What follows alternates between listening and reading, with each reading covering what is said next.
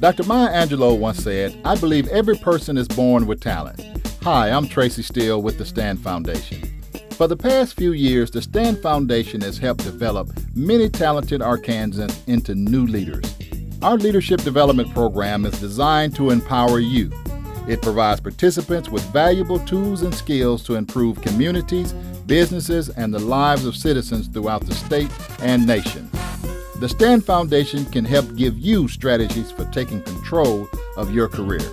Join the Stand Foundation Leadership Institute today and increase your earning potential, improve your leadership skills, and enhance your community work. Take a stand today. Contact us at 501-374-8788. That's 501-374-8788. The Stand Foundation. We build leaders. Hi, my name is Staci Ferrell Tucker, and I'm the founder of Sisters Living with Alopecia. And alopecia, it's an autoimmune deficiency that causes permanent hair losses in most cases. I'm Claire Green, and I have alopecia, and I had been really shy about it. I had always wanted to wear hats, and I wanted to get a wig, and Miss Stacy kind of helped me, because one time I went to a walk, and we saw her there. She was leading a alopecia walk, and she helped me get over wearing hats, and she helped me learn that I just need to be who I am, and that I shouldn't be shy, and I shouldn't wear, and I can just show who I am, and nobody's going to be mean or laugh. She got the nerve to let me know what was really going on, and that she wasn't just looking cute in all these different wigs, but really let me understand what had been happening over the years to her, physically and emotionally. I was just totally blown away, as most of people would be, because I, was a good friend of Stacy's, and we hung around and did events together and did, hung out with her family, the whole nine, and I had no idea.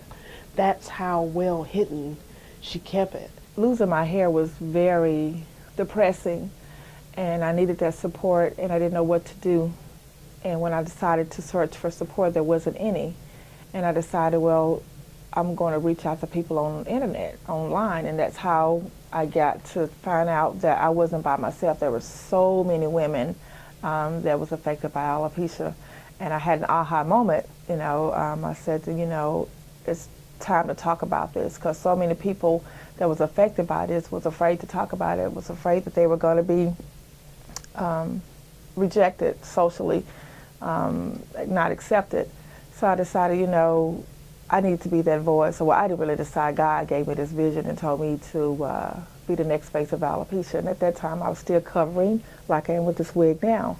And I wasn't quite sure how to go in public or even in my job, but I let them know that I'm bald up under this wig.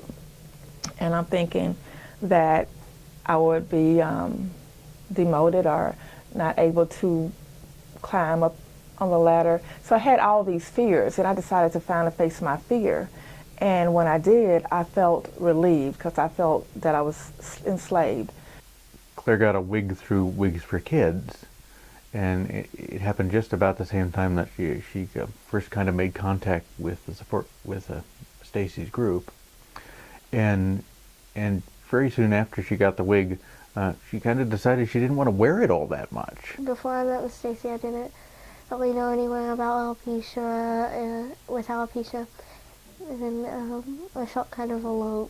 And she's starting a conversation where you can call in for mental support and just hear other people's story. Sometimes just hearing other people's stories helps you to deal with what you have, because you always feel so alone.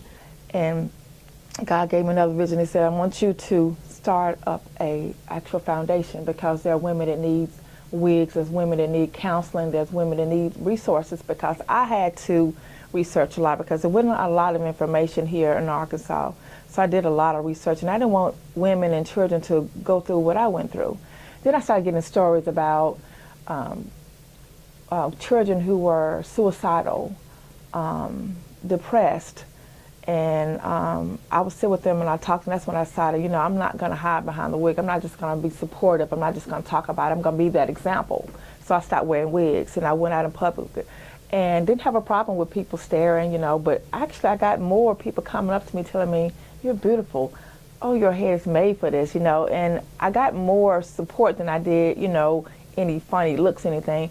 But there's a lot of times that people assume that we have cancer, or and they'll come up. I know I've had women come to me like, I'm so sorry for you, and I'm praying for you, and you know, and I don't have cancer, because I'm assuming that, you know, I have cancer. But continue to pray for me, you know, continue to pray for our quest. And I explained to them what alopecia is, and they're like, never heard of it.